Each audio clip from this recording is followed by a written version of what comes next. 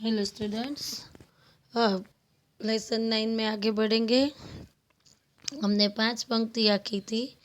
अब छठी पंक्ति से शुरू करेंगे। झपटा पंजा तान मगर खरहे को पकड़ न पाकर, पीछे पीछे दौड़ पड़ा कुत्ता भी जोर लगाकर। यानी कि कुत्ते ने अपने पंजे से तानकर खरगोश का पीछा किया, पर खरगोश को वह पकड़ न पाने के कारण वह पीछे पीछे पूरा जोर लगाकर दौड़ने लगा। ગુજરાતીમાં કહીએ તો કૂતરાએ પોતાનો પંજો એટલે કે પોતાનો પંજો ફેલાવીને ઝડપથી સસલાનો પીછો કરવાની કોશિશ કરી, પણ સસલાને ન પકડી શકવાથી તેની પાછળ પૂરેપૂરું જોર લગાડીને દોડવા લાગ્યો। आगे 4 मिनट तक खुले खेत में रही दौड़ यह जारी, इतने में आ गई सामने कंटीली झाड़ी। यहाँ खरगोश को भागने की और कुत्तों को पकड़ने की कोशिश लगभग 4 मिनट तक चली, ऐसा कहते हैं कवि। इतने में तो सामने एक कांटेदार झाड़ी आ गई। એટલે કે સસલાની ભાગવાની અને કૂતરાની પકડવાની કોશિશને આ દોડ 4 મિનિટ સુધી શું રહ્યું તો કે ચાલુ રહી એવું આ પંક્તિમાં કહેવામાં આવે છે। એટલામાં તો એક સામે કાંટાળી ઝાડી દેખાઈ ગઈ એટલે કે આવી ગઈ। आगे भरकर एक छलांग गया छिप कर करहा बिहड़ वन में, इधर उधर कुछ सूंघ फिरा कुत्ता निराश हो मन में। यानी कि जब तक खरगोश ने एक लंबी छलांग लगाई और घनी एक जो झाड़ी थी उसमें वह छिप गया, और इधर उधर कुत्ता क्या करने लगा तो कि इधर उधर सूंघने लगा, और अंत में निराश होकर वो चला गया। એટલે કે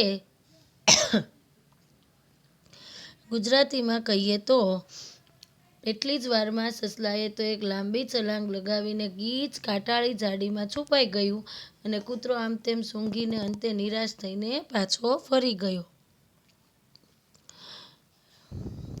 एक लोमड़ी देख रही थी यह सब खड़ी किनारे, कुत्ते से बोली मामा तुम तो होकर है से हारे। यहाँ एक लोमड़ी किनारे खड़ी थी और उसने क्या कहा तो कि ये सब दृश्य देखा, और उसने कुत्ते को मामा जैसा संबोधन कर कर बोल दिया कि आप तो खरगोश से हार गया, तुम तो खरगोश से हार गए ऐसा। ગુજરાતીમાં કહીએ તો લોમડી એટલે કે શિયાળ ઊભું રહીને આ દ્રશ્ય જોઈ રહ્યું હતું। એણે કૂતરાને કહ્યું કે કૂતરા મામા તમે સસલાભાઈથી હારી ગયા। इतनी मोटी देह लिए हो फिर भी थक जाते हो, वन के छोटे जीव जंतु को भी न पकड़ पाते हो। क्या बोलती है लोमड़ी? उसने कहा इतने मोटे ताजे हुष्ट पुष्ट होकर भी दौड़ते हुए थक जाते हो तुम जंगल के इन छोटे छोटे जीव जंतुओं को भी नहीं पकड़ पाते। તેમણે કહ્યું તમે આટલા હષ્ટપુષ્ટ છો। શિયાળે કૂતરાને કહ્યું તોય તે દોડતા દોડતા થાકી જાવ, તમે જંગલના આવા નાના નાના જીવજંતુને દોડીને પકડી નથી શકતા કે શું એમ। कुत्ता हंसा अरे दीवानी तू ना हक बकती है, इसमें है जो भेद उसे तू समझ नहीं सकती है। कुत्ते ने क्या कहा ये सुनकर वह हंस पड़ा और उसे लोमड़ी से कहा अरे पगली तुम तो नाहक ऐसी बातें करती हो, तुम इस रहस्य की बात नहीं समझ सकती। આ સાંભળીને કૂતરાએ શું કર્યું તો કે હસવા માંડ્યો અને શિયાળને કહેવા માંડ્યો અરે તું તો ગાંડી છે, તું આવી નકામી વાતો કરે છે, તને આનું રહસ્ય નહીં સમજાય એમ। मैं तो दौड़ रहा था केवल दिन का भोजन पाने, लेकिन खरहा भाग रहा था अपनी जान बचाने। કૂતરાએ શું કીધું તો એ કહે છે अरे मैं तो अपने भोजन के लिए खरगोश के पीछे दौड़ रहा था, जबकि खरगोश अपनी जान बचाने के लिए दौड़ रहा था। એમ અહીં કૂતરાએ કીધું કે હું તો મારા ભોજન માટે સસલાની પાછળ દોડી રહ્યો હતો, પણ સસલાએ શું કર્યું તો કે તે તો પોતાનો જીવ બચાવવા ભાગી રહ્યું હતું એમ। कहते हैं सब शास्त्र कमाओ रोटी जान बचाकर, पर संकट में प्राण बचाओ सारी शक्ति लगाकर। यहाँ सभी शास्त्रों का क्या कहना है कि अपनी जान बचाकर ही रोटी कमाना चाहिए, अर्थात अपने जीवन निर्वाह के लिए अपनी जान को खतरे में नहीं डालना चाहिए। जब जान पर खतरा बनाए तो अपनी पूरी शक्ति लगाकर अपनी जान बचानी चाहिए।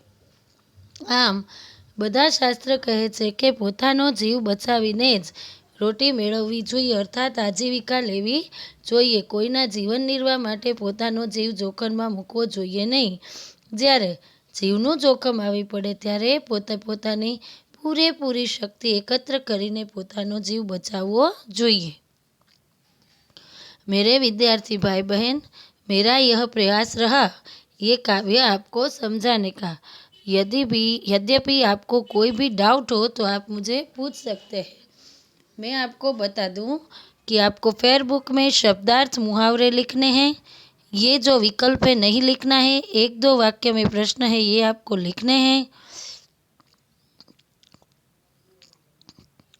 और बाकी सब तो आ जाएगा। ये भावार्थ स्पष्ट है वो भी अगर ग्रामर बुक में या वर्क बुक में नहीं है तो आपको ग्रामर बुक में या फेयर बुक में लिखना है, ठीक है। Okay, thank you.